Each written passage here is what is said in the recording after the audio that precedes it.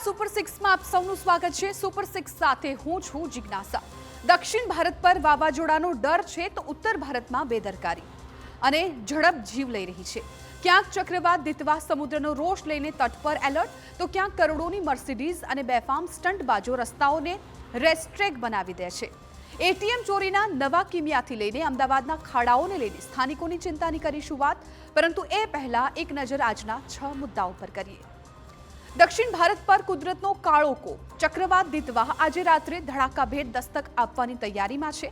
Tamil Nadu, Puducherry, આંધ્રમાં red alert, પવનની ગતિ વધી શકે। ત્યારબાદ બીજા મુદ્દામાં વાત દેશના રસ્તાઓ પર બેફામ ઝડપની, નશો અને સ્ટંટબાજીની લહેરની, મર્સિડીઝમાંથી જીવ કચડાતા હોય કે થાર પરના જોખમી સ્ટંટની આજે કરીશું ચર્ચા। ત્રીજા મુદ્દામાં વાત એટીએમ ચોરીનું દુનિયા હવે ટેકનોલોજીના નામે નવા કિમિયાથી ભરાઈ ગઈ છે। ક્યાંક ગમ પટ્ટી લગાવી મશીન જ ફસાવી દેવામાં આવે છે તો ક્યાંક બેંક કર્મચારીનો વેશ ધારણ કરી કાર્ડ બદલી નાખવામાં આવે છે। ચોથા મુદ્દામાં વાત અમદાવાદના રસ્તાઓ પરના ખાડા હવે અસુવિધા નહીં મોતના ખાડા બની ગયા છે।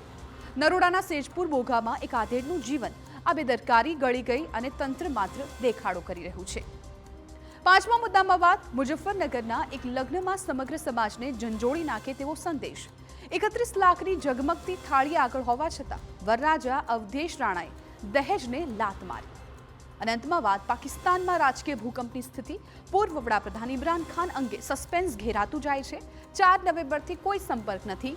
પરિવાર અને સમર્થકોની બેચેની ચરમસીમા પર પહોંચી ગઈ।